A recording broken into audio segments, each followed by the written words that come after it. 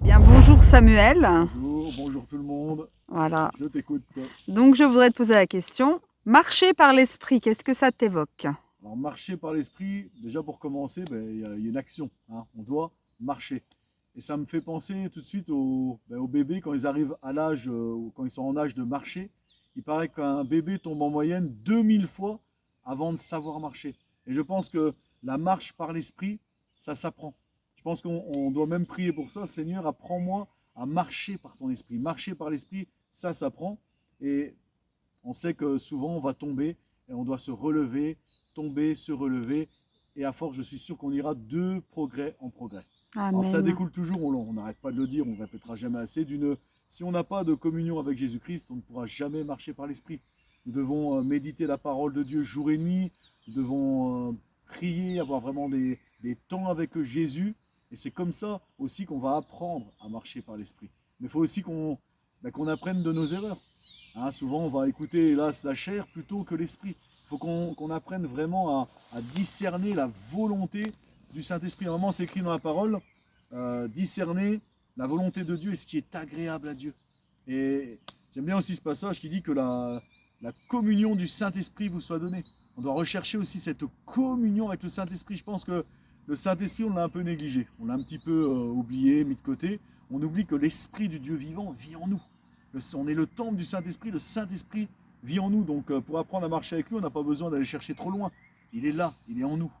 Amen. Et Amen. comment tu expliques justement qu'on puisse négliger comme ça le Saint-Esprit? Pourquoi? Pourquoi on néglige le Saint-Esprit? Bien, je pense que on est trop. Ce qui dépasse notre entendement, je pense, on n'arrive pas à le mettre en pratique. Les gens ont du mal à mettre en pratique ce qui dépasse leur entendement. Hmm. Et on a peur d'avoir cette communion avec le Saint-Esprit. On nous a trop appris de. On oublie qu'il y a une Trinité. Il y a le Père, il y a le Fils et il y a le Saint-Esprit. Et on nous a appris, et j'y crois, c'est notre croyance, on le croit, c'est une révélation, que cette Trinité, c'est un seul Dieu. Amen. Il y a le Père, il y a le Fils et il y a le Saint-Esprit. Mais hélas, on a peur de parler au Saint-Esprit. Ça t'est déjà arrivé, toi aussi, hein, on en parle tous les deux. J'ai déjà parlé au Saint-Esprit quand j'arrivais pas à faire quelque chose, j'ai parlé au Saint-Esprit, le Saint-Esprit m'a aidé. Hein, on ne va pas être hypocrite, il y a aussi des chants qui disent « Viens Saint-Esprit » où on parle au Saint-Esprit. Je pense qu'il ne faut pas avoir peur de vraiment communiquer avec le Saint-Esprit. Il est appelé notre aide, notre conseiller, notre ami. Donc moi je crois vraiment, fermement, j'ai la conviction qu'on peut parler au Saint-Esprit. Et on néglige le Saint-Esprit, on néglige la voix du Saint-Esprit, on va plus avoir tendance à se confier aux hommes et c'est bien dommage. On doit apprendre à marcher par l'Esprit, pas à marcher par un homme. Il y a un moment donné où le chrétien il doit devenir un homme fait. On doit devenir des hommes et des femmes matures spirituellement. C'est-à-dire qu'au début c'est bien, on a le pasteur, on a un ancien, un frère ou une sœur qui va nous aider, qui va nous enseigner à marcher par l'Esprit, qui va faire de nous des disciples, mais il y a un moment où de nous-mêmes, comme un enfant, quand on apprend à lui faire à faire du vélo, il y a un moment où on va le lâcher.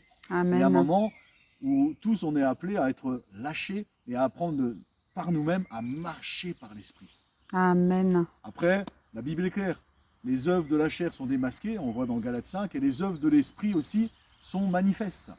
Les œuvres de l'Esprit, j'ai lu il n'y a pas longtemps qu'on peut les pratiquer sans modération. Hein, dans toute chose, on doit être modéré, mais les œuvres de l'Esprit, on peut les pratiquer sans modération. Apprendre à marcher par l'Esprit, c'est apprendre à marcher dans l'amour, dans la paix, dans la bienveillance, et c'est apprendre la maîtrise de soi.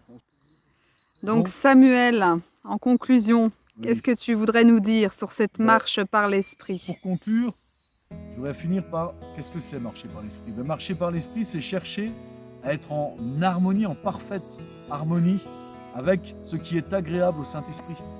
Marcher par l'Esprit, c'est chercher vraiment à être agréable à Dieu, c'est être vraiment à son écoute. On va vraiment rechercher à être en harmonie avec les désirs du Saint-Esprit et c'est tout simplement lui obéir. J'obéis au Saint-Esprit, j'obéis à la parole de Dieu. Amen. Amen.